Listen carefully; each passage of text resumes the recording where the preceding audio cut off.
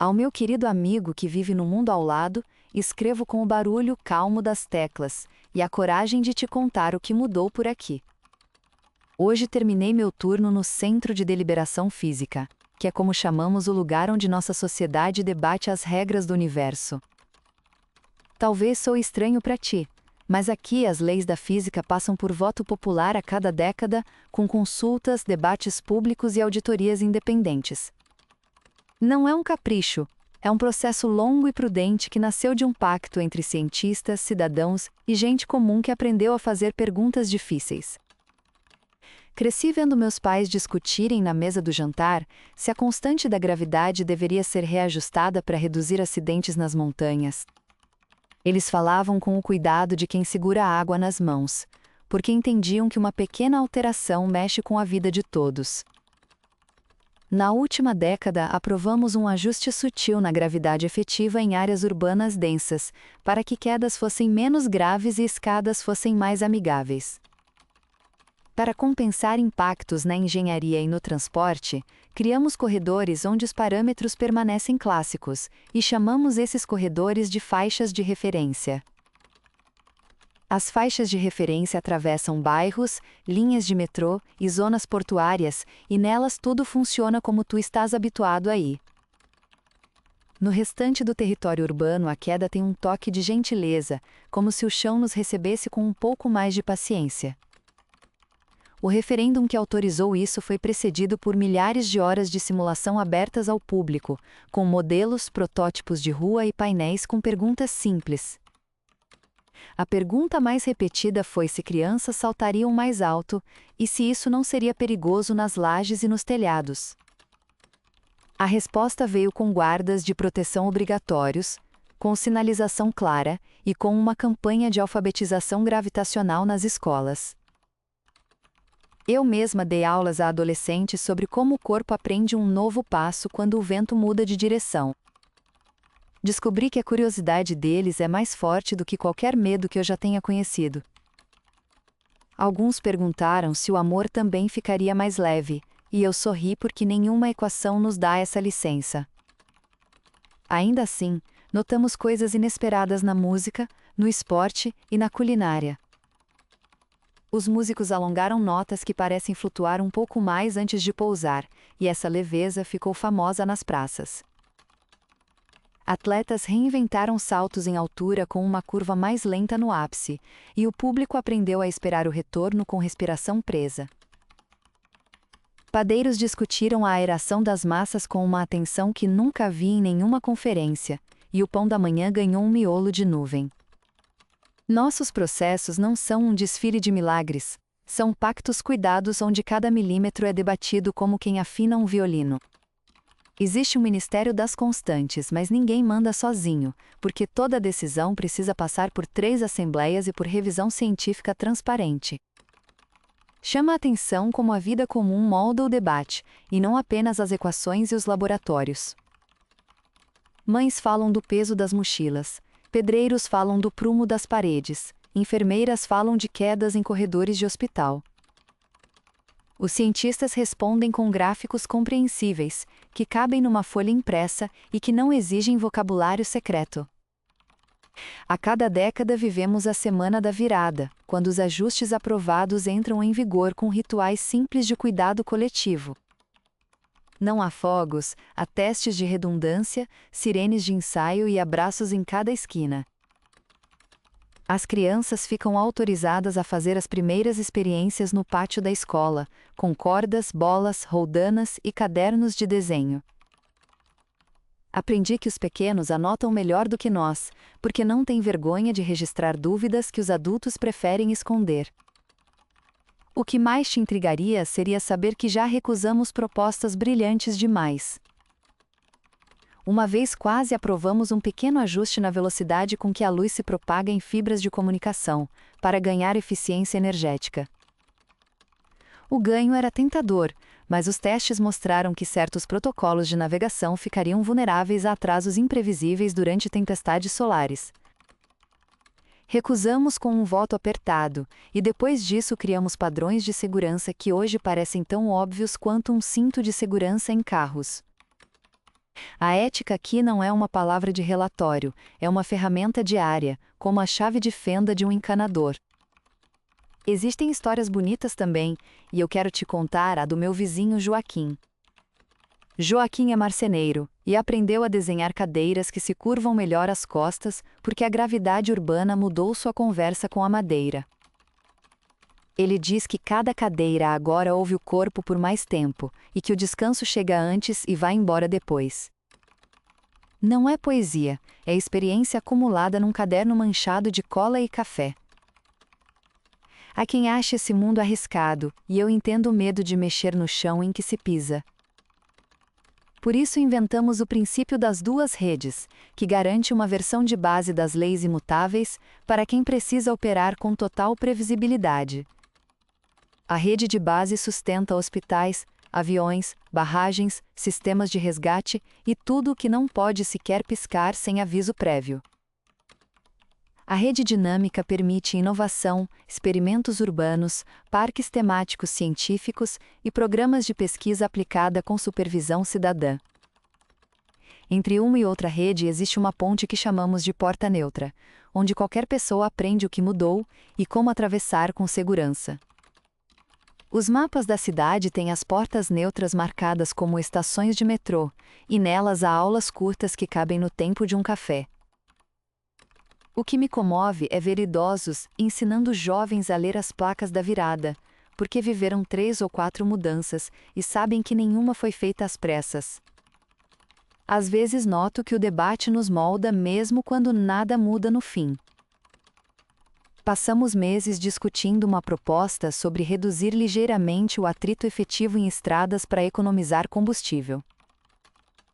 Os caminhoneiros vieram com histórias de descidas longas, e as motoristas de ônibus falaram de dias de chuva e de crianças em pé no corredor.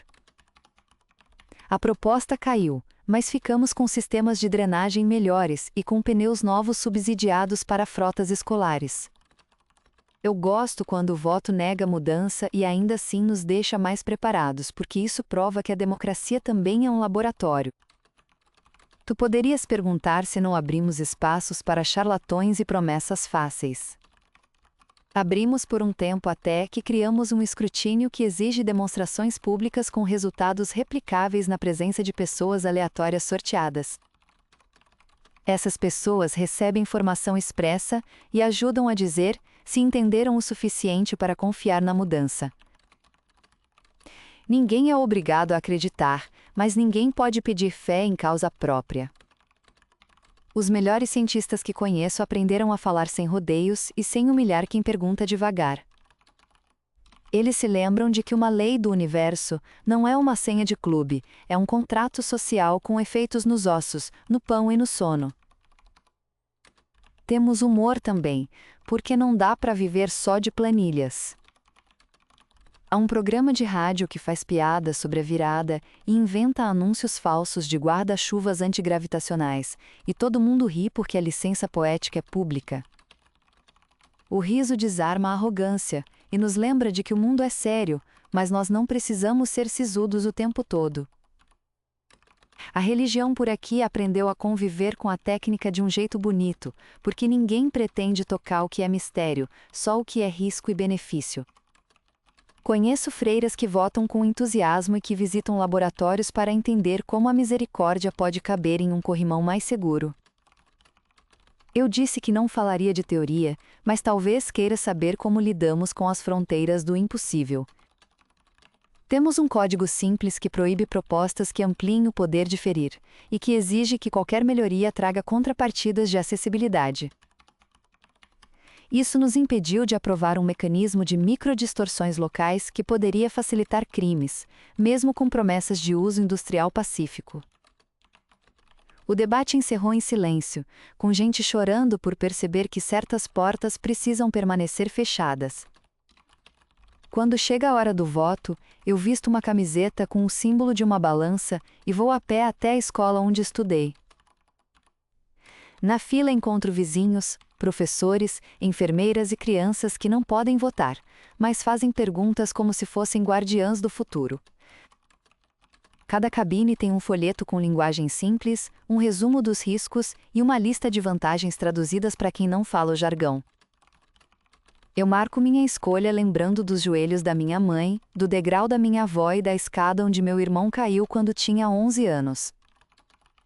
Votar não é mexer nas equações, é mexer nas memórias que queremos proteger. Há dias em que sinto saudade do teu mundo, em que as leis são tão firmes quanto a parede que sustenta uma fotografia antiga. A firmeza consola, mas por aqui aprendemos que a firmeza pode nascer do cuidado coletivo e não apenas da tradição.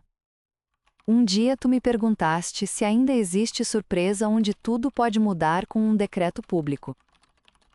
Respondi que a surpresa mora no intervalo entre uma ideia bem intencionada e o seu efeito no corpo de quem sobe a escada carregando compras. A surpresa é menor quando a gente ouve, mede, ensaia e explica em voz alta. Mesmo assim, a surpresa nunca acaba porque o cotidiano é inventivo e porque as crianças crescem mais depressa do que qualquer manual. Quando aprovamos o ajuste leve na gravidade urbana, descobrimos que o design de brinquedos pediu revisão para evitar voos não previstos em parques.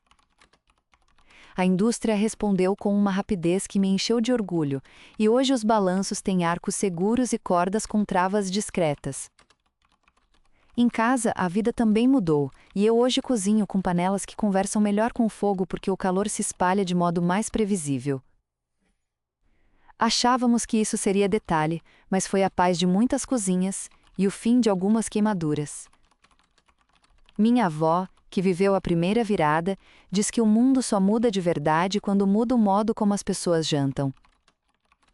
Eu rio e concordo porque é à mesa que a gente percebe se uma grande ideia cabe no garfo.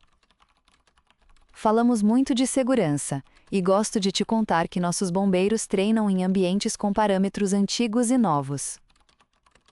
Eles sabem entrar numa casa sob as duas redes e escolher a resposta certa de acordo com o manual do dia.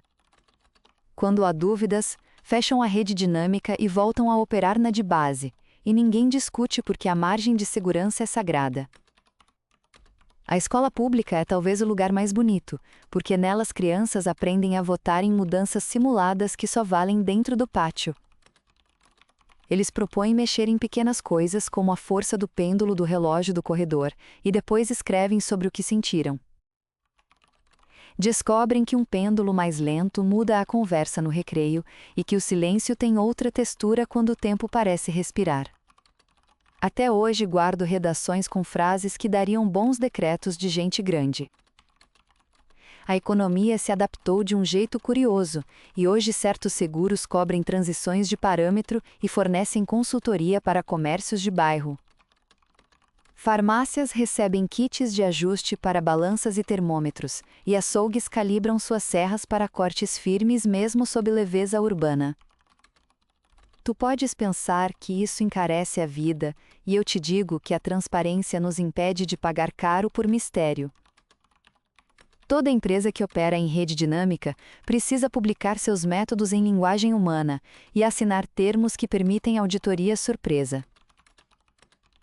Quando falham, pagam com multas que financiam programas públicos de adaptação, e isso criou um ciclo de respeito raro de ver. Também já houve dor, e eu não vou esconder. Em uma virada antiga, uma mudança meteorológica combinada a parâmetros novos criou gelo em encostas onde não havia gelo havia décadas. Famílias perderam telhados, e a cidade aprendeu a reforçar calhas e a manter abrigos com mantas em bairros que nunca pediram mantas. Depois disso criamos o Conselho do Inverno Possível, que desenha cenários improváveis para que deixem de ser tragédia. A lição mais forte foi aceitar que a compaixão tem que ser mais rápida que a previsão. Gosto de pensar que nosso maior avanço não foi mexer nas leis, mas aprender a conversar com elas sem arrogância.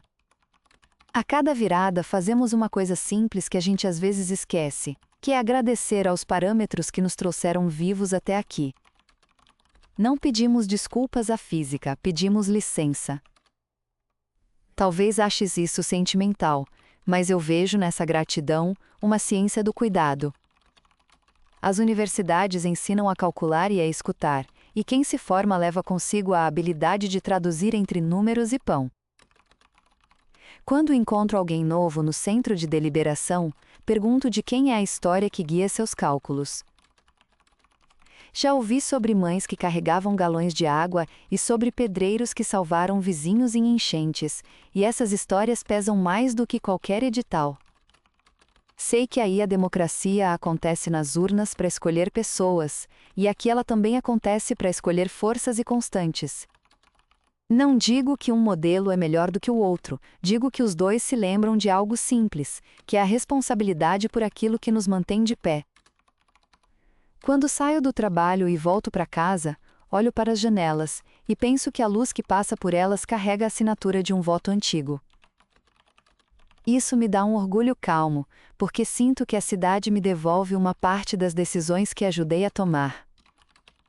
Nem sempre acerto, e é bom que não exista orgulho demais na tecnicidade. Já votei sim e depois dormi mal, e já votei não, e depois entendi que perdi uma chance de alívio para alguém. O processo nos permite corrigir, e essa possibilidade é a almofada do arrependimento honesto. Aqui também existem populistas, e a proteção contra eles é o tempo lento do ensaio público. Ninguém segura o microfone sozinho, e todo convite vem com réplica programada por gente que discorda com educação. A divergência deixou de ser briga e virou ferramenta, como o serrote que corta melhor quando não se força demais. Falamos de futuro como quem fala de reforma em casa, porque sabemos que sempre haverá poeira e que vale a pena cobrir os móveis. Os museus guardam equipamentos antigos que funcionavam com parâmetros que hoje só sobrevivem nas faixas de referência. De vez em quando fazemos visitas guiadas onde as crianças experimentam a física de antes com a curiosidade de quem ouve a voz dos avós. Não tem nostalgia barata, tem respeito por soluções que seguraram o mundo quando o mundo ainda era mais pesado. Meu bairro fica perto de uma porta neutra, e eu passo lá para tomar café e ver exposições de projetos rejeitados. É bonito ver ideias que não vingaram expostas com carinho, porque lembram que não há vergonha em tentar e voltar atrás. Aliás, a palavra voltar não tem mau cheiro por aqui, e isso acalma a pressa de quem quer mudar tudo de uma vez. O segredo da nossa década foi aceitar que a mudança deve ter intervalo como música que precisa de silêncio para respirar. Falando em música, quero que tu escutes um dia o coro da Praça Central nas noites de virada. As vozes sobem com cuidado e descem devagar como se descessem escadas de mármore com mãos dadas. A gente canta sobre degraus seguros, sobre o peso certo dos cobertores e sobre o riso que não escorrega. Eu sei que poesia pode parecer luxo, mas aqui ela é manual de uso da vida pública. Essa carta já vai longa, e ainda assim sinto que te devo a parte pequena que nunca aparece nos relatórios. É a parte em que uma mãe segura o filho pela mão na calçada e percebe que o tropeço dele custa menos do que custava antes. É a parte em que um idoso decide voltar a caminhar porque a subida do parque não exige tanto dos joelhos. É a parte em que um estudante entende que o cansaço tem menos poder sobre seu corpo quando o ônibus freia no ponto. Essas vitórias miúdas sustentam o telhado das grandes decisões. Já pensei em me mudar para uma cidade com outra combinação de parâmetros, mas sempre que visito, volto com saudade do sotaque da minha rua. Cada cidade tem seu jeito de modular a vida, e eu aprendi a amar o meu jeito como quem ama o timbre de um violão. Se um dia tu chegares aqui, vou te levar a uma faixa de referência onde nada mudou, só para que tu sintas que a nossa ousadia tem trilhos. Depois vamos atravessar para a rede dinâmica e pedir um café que demora um pouquinho mais para esfriar. Vamos conversar sobre degraus, sobre pão e sobre votos, e eu prometo te ouvir como quem segura um copo cheio. Chego ao fim com o coração cheio de gratidão, por poder falar contigo como quem fala com um vizinho que mora numa rua separada por um rio claro. Que tu durmas bem aí, sabendo que aqui tentamos manter os teus ossos e os meus a salvo do descuido. Assino sem assinatura, como convém a uma amiga, que prefere que a carta pese mais do que o nome. Despeço-me como quem fecha a janela devagar, para não assustar pássaros que ainda cantam. Com carinho e respeito de quem te imagina lendo estas linhas com calma, eu te saúdo e te espero em outro amanhecer. Da amiga que vive num mundo ao lado e que acredita que o cuidado pode ser lei. Obrigada por escutares esta carta até o fim, tua atenção é o que dá sentido a este encontro. Se gostaste do vídeo, deixa um like porque isso ajuda o canal a chegar a mais gente. Assina o canal para não perderes as próximas cartas que chegam de mundos vizinhos. Escreve um comentário dizendo o que mais te intrigou, eu leio tudo com muito carinho. Se quiseres apoiar o projeto, usa o QR no canto do vídeo ou o link na descrição para fazer uma doação. Na descrição há também links para obras de outras séries bem diferentes, e aposto que vais descobrir algo novo por lá. Um abraço enorme, cuida de ti e volta para a próxima viagem entre mundos. Até já e que a próxima carta te encontre com a janela aberta para o vento bom.